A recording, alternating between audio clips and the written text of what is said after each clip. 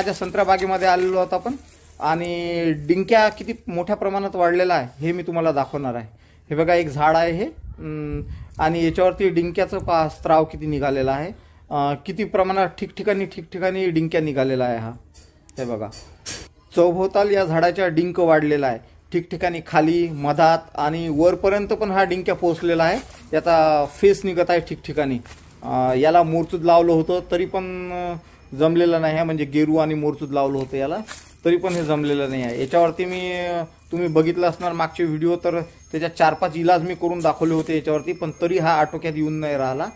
हे बघा एलियटचं झालं, रेडोमिल झालं, नंतर मोरचूद चुना झाला, फिनाईल पण लावलेलं होतं याला तरी पण जमलेला नाही आहे ठिकठिकाणी। आणि ती जी जागा सुटलेली आहे त्याच्यात तर एकदम जास्तच प्रमाण झालेलं आहे। हे बघा अशा प्रकारे आता। आणि याच्यावरती आता गावातल्याच 1-2 जणांचं मत घेऊन याच्यावरती मी आणखी एक इलाज करणार आहे, तो करून बघणार आहे। तर ते मी तुम्हाला सांगतो। सर्वप्रथम काय करायचं आहे, झाडाची साल वगैरे हे जे आहे हे चाकूच्या साहाय्याने काढून घ्यायची आहे।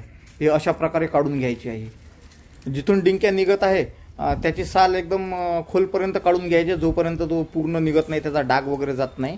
आणि ते पूर्ण व्यवस्थित काढून घ्यायचं आहे, ते सुटलं नाही पाहिजे। जर सुटलं तर त्याचा स्त्राव डबल चालू होऊन जाते। तर हे व्यवस्थित एकदम साफ करून घ्यायचं आहे अशा प्रकारे। आणि साईडचं पण आपण थोडंसं साल काढून घेतली तरी पण चालते। झाडाला थोडी इजा होईल, पण त्याला काही आपल्याजवळ पर्याय नाही आहे। झाडाला एकदम साफ करून घ्यायचं आहे चांगल्या प्रकारे। जिथं जिथं पतला बसणार, लहान असणार, तो पण काढून घ्यायचा आहे भाग आपल्याला। एक एक झाड आपल्याला शांततेत पाहावं लागणार आहे। आणि जिथपर्यंत डिंक्या गेलेला आहे तो सगळा भाग चाकूच्या साहाय्याने खरडून काढायचा आहे आपल्याला। त्याचा जो स्त्राव असतो त्याच्यावरती पण ब्लेड थोडंसं मारून चेक करून घ्या आणि अशा प्रकारे ते काढून घ्या।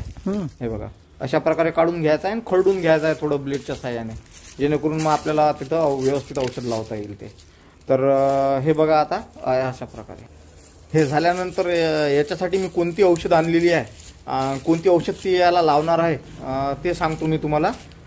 खूप चांगला रिझल्ट आहे म्हणतात याचा, म्हणजे मी विचारलं होतं तर। हे बघा सिंजंटा कंपनीचं रिवर्स आहे हे।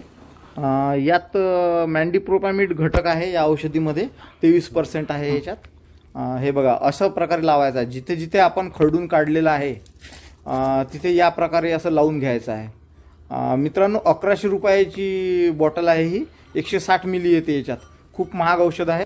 यात पाणी नाही घ्यायचं आहे, तसंच कोरं औषध लावायची आहे। एक छोटा ब्रश घेऊन अशा प्रकारे लावून घ्या। जिथे जिथे आपण डिंक काढलेला आहे तेवढी जागा खरडून काढून अशा प्रकारे लावून घ्या। ही जिथे जिथे डिंक्या आहे तिथे तिथे असं पूर्णपणे लावून घ्या। जागा जर आपण खरडून नाही काढली व्यवस्थित नीट आणि हे औषध लावली तर राहिलेल्या जागेवर परत स्त्राव सुरू होऊन जाते। तर व्यवस्थित लावायची आहे ही औषध, म्हणजे पूर्णपणे, जेणेकरून मग स्त्राव बंद होऊन जाईल पूर्णपणे। आता याच्यानंतर काय रिझल्ट होणार आहे, याचा निकाल काय लागणार आहे ते आपण काही दिवसात बघणारच आहोत। गावात 1-2 जणांनी केलेला आहे तर याचा बऱ्यापैकी रिझल्ट आलेला आहे। बागेमध्ये जितकी पण झाडं खराब झालेली आहे ही, त्या सगळ्यांना हीच ट्रीटमेंट करणार आहे मी। आणि ही झाल्यानंतर 1-2 दिवसात याला मोरचूद चुन्याची ड्रेंचिंग पण मला सांगितलेली आहे करायची, तर ती पण मी करणार आहे। त्याचा व्हिडिओ पण मी टाकणार आहे तुम्हाला, तर तो पण व्हिडिओ नक्की बघा मित्रांनो तुम्ही। हे बघा अशा प्रकारे तुम्ही तुमच्या बागेच्यामध्ये झाडं खराब झाले असतील आणि जर जमले नसतील तर यापैकी हा इलाज पण करून पहा तुम्ही, जेणेकरून आपलं झाडं चांगली जमली पाहिजे। थोडाफार खर्च होणार आहे झाडांना, पण प्रमाण जास्त असलं तर आपल्याला हे सगळे उपाययोजना करावंच लागणार आहेत। तर अशा प्रकारे तुम्ही पण हे बगीच्यामध्ये ट्रीटमेंट करू शकता, करून पहा। हे बघा बगीच्यामध्ये जी काही संत्र्याची झाडं खराब झालेली आहे माझ्या, तर त्याला चांगलं करण्यासाठी काय काय उपाययोजना करणार आहे मी आणि ते कशा प्रकारे करणार आहे याचे व्हिडिओ मी तुम्हाला पुढे टाकणार